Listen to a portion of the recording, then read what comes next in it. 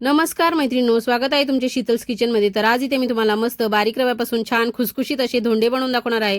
तर इथे मी 1 ग्लास एवढा बारीक रवा घेतलेला आहे। तर यामध्ये मी 2 चमचे एवढं कडकडीत तुपाचं मोहन घालणार आहे। तुम्ही तेलाचं सुद्धा घालू शकता। तर अशा पद्धतीने कडकडीत गरम पाहिजे, जेणेकरून आपले धोंडे जे आहेत ते मस्त खुसखुशीत तयार होतील। तर सुरुवातीला इथे जे मोहन टाकलं आहे ते गरम असल्यामुळे मी चमच्याने मिक्स करून घेणार आहे।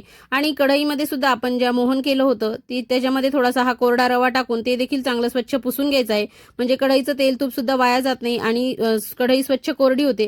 तर अशा पद्धतीने हे देखील टाकून घ्यायचं आहे। तर आता हा धोंड्याचा महिना चालू आहे, ज्याला की पुरुषोत्तम मास, मलमास, अधिक मास या नावाने ओळखले जातं। तर हा पवित्र महिना चालू असताना या 33 दिवसांमध्ये बरेच जण 33 दिवस धोंड्याचं वाण देतात, देवाला देतात, ब्राह्मणांना देतात किंवा जावयाला सुद्धा बोलवून असं वाण देऊन त्यांचं कोडकौतुक केलं जातं। तर अशा पद्धतीने बघा मस्त इथे मी रवा दुधाने किंवा पाण्याने तुम्ही कोणत्याही प्रकारे भिजवून घेऊ शकतात व्यवस्थित आपण मोहन मिक्स केल्यानंतर।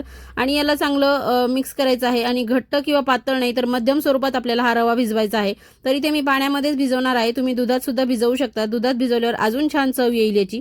तर अशा पद्धतीने आपल्याला इथे मी 1 ग्लास एवढा रवा घेतलेला आहे, जो की बारीक घेतलेला आहे। तुमच्याकडे जर जाड रवा असेल तर तुम्ही मिक्सरला बारीक करून घ्या तो। तर असं थोडं थोडं पाणी आणि थोडं थोडं दूध अशा पद्धतीने टाकून तुम्ही इथे हे भिजवून घ्यायचं आहे।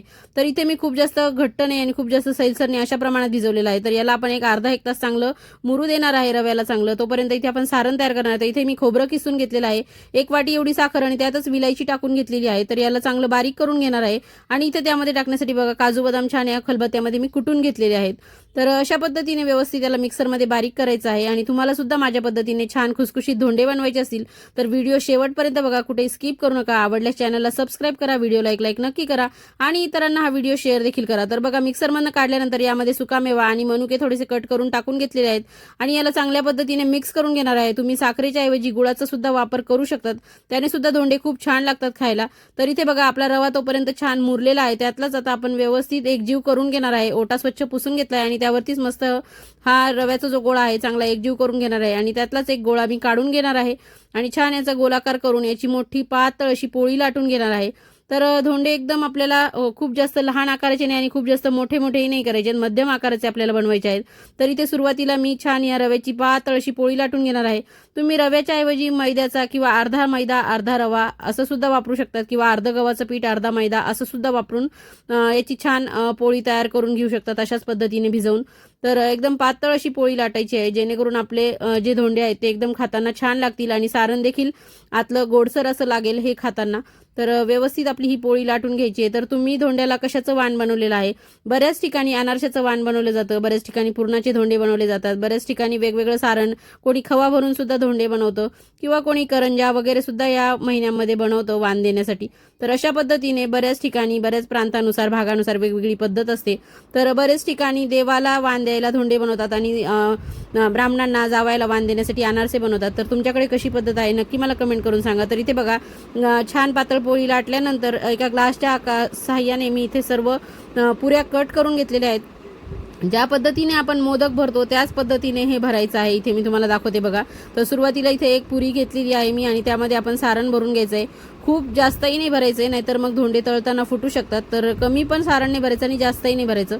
तर अशा पद्धतीने व्यवस्थित याचे सर्व बाजूंनी कडा एकत्र करून तोंड बंद करून घ्यायचं आहे।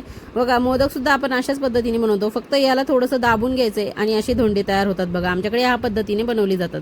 तर तुमच्याकडे सुद्धा असेच बनवले जातात का ते सुद्धा मला नक्की कमेंट करून सांगा। आणि मी बनवलेली धोंडे कसे वाटले आणि माझी पद्धत तुम्हाला कशी वाटली ते देखील मला नक्की कमेंट करून सांगा। तर अगदी साध्या सोप्या पद्धतीने तुम्ही असे भरपूर सारे धोंडे महिनाभर डब्यामध्ये म्हणजे एखाद्या हवाबंद डब्यामध्ये बनवून सुद्धा ठेवू शकतात। म्हणजे अचानक तुमचं कुठे देवस्थानी जाण्याचं निघालं किंवा कुठे तुम्हाला देवाला देण्यासाठी धोंडे तयार पाहिजे असतील तर असे तुम्ही धोंड्याच्या महिन्यात भरपूर सारे तयार करून ठेवू शकतात आणि कुठेही वाण द्यायला घेऊन जायचे असतील तर ते तयार केलेले धोंडे घेऊन जाऊ शकतात। तर अशा पद्धतीने मस्त हे महिनाभर टिकतात, अगदी खुसखुशीत होतात। आणि इथे हे तुम्हाला असे दाबून चपटे दिसतात, पण तळल्यावर छान असे गोल गोल धोंड्यासारखाच आकार याचा तयार होतो। तर इथे बघा मी प्लेटमध्ये हे धोंडे तयार करून ठेवलेले आहेत आणि इथे तेल सुद्धा तापायला ठेवलेलं आहे। तर इथे तेलामध्ये मी जेवढे कढईत मावतील तेवढे सगळे धोंडे इथे तळून घेणार आहे। तर इथे बघा मी स्पेशल तळण्यासाठी लोखंडी कढई घेतलेली आहे आणि कढई मी अशी ही पसरट आकाराची घेतली आहे, म्हणजे तळताना भरपूर सारी क्वांटिटी यामध्ये आपल्याला बसते आणि छान तळलं जातं मोकळं. तर इथे मी धोंडे एक एक एक एक करून जेवढे तयार केलेले आहेत तेवढे सगळे टाकून घेणार आहे. तर 2 ते 3 बॅचमध्ये माझे हे सर्व पिठाचे धोंडे तयार करून झालेले आहेत आणि तळल्यावरती एकदम मस्त असे लागतात, तर खुसखुशीत लागतात. गरमागरम तर भारीच लागतात, पण तुम्ही महिनाभर हे डब्यात जरी ठेवले तरी शेवटपर्यंत हे छान खुसखुशीतच राहतील, ही गॅरंटी आहे. तर अशा पद्धतीने नक्की तुम्ही धोंडे बनवून बघा. जर तुम्ही साखरेसोबत तुम्हाला खवा जर घालायचा असेल, खोबऱ्यासोबत गुळ खोबऱ्याच्या सारणासोबत, तर तुम्ही तो सुद्धा घालू शकतात आणि खव्याचे सुद्धा धोंडे छान टिकून राहतात. तर अशा पद्धतीने नक्कीच तुम्ही माझ्या पद्धतीने ही रेसिपी करून बघा आणि धोंडे कसे वाटले ते नक्की कमेंट करून सांगा. तर असा थोडासा रंग बदलेपर्यंत अलटपलट करून आपल्याला हे धोंडे चांगले मीडियम फ्लेमवर खुसखुशीत होईपर्यंत तळून घ्यायचे. बघा याचा रंग थोडासा असा चेंज झालेला आहे, खूप जास्तही लाल रंगावर मी तळलेले नाही आहेत, असे थोडेसे बदामी रंगावरती तळून घेतलेले आहेत आणि असेच आमच्याकडे आवडतात. तर मी हे भरपूर सारे धोंडे इथे बनवून घेतलेले आहेत, बघा इथे दिसत असतील. तर अशा पद्धतीने माझे 40 ते 45 धोंडे इथे तयार झालेले आहेत आणि इथे मी एका प्लेटमध्ये छान ठेवून घेतलेले आहेत ते.